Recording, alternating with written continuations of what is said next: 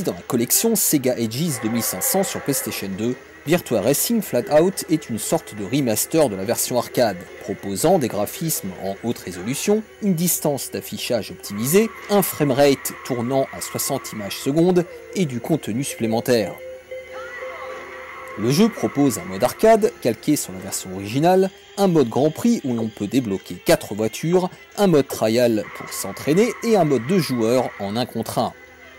3 courses viennent également enrichir le contenu de base au sein du mode Grand Prix, augmentant sensiblement la durée de vie du jeu. La refonte graphique supervisée par Yu Suzuki en personne utilise la technologie Ultimate Flat Shading, qui simule des effets de lumière et d'ombrage plus perfectionnés que sur Model 1. Elle affiche également plus de polygones, sans dénaturer le style minimaliste de sa 3D non texturée. De ces modifications découlent des graphismes plus détaillés, mais aussi un poil plus terne. Choix plus discutable, le gameplay de Virtua Racing Flatout propose une orientation encore plus arcade, qui accentue les drifts lors des virages, au point qu'on croit parfois plus jouer à Outrun qu'à Virtua Racing.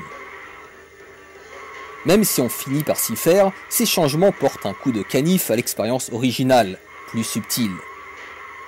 La bande-son est en demi-teinte. Si les musiques et le son du moteur sont assez proches de la version arcade, il en est autrement des crissements de pneus, omniprésents et un peu crispants. Si certains préféreront, et c'est compréhensible, le rendu plus épuré du jeu d'origine, les graphismes de Virtua Racing Flatout n'en restent pas moins jolis. Je lui donne 8 sur 10 pour les graphismes. La parfaite régularité du framerate tournant à 60 images par seconde flatte la rétine.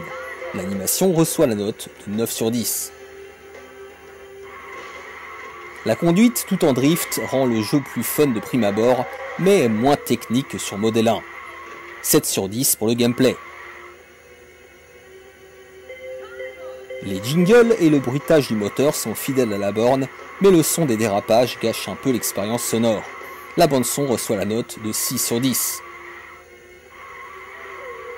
L'ajout d'un mode Grand Prix, où l'on peut débloquer des voitures et des courses, loin d'être un gadget, accentue sensiblement la rejouabilité du titre. Je note la durée de vie 8 sur 10. Évidemment inférieure à l'excellent portage sur Switch, Virtua Racing Flatout est toutefois une alternative intéressante à la version arcade. Sans forcément la dépasser, elle a permis à Yu Suzuki d'offrir une relecture de son ancien hit. Virtua Racing Flatout reçoit une note globale de 8 sur 10.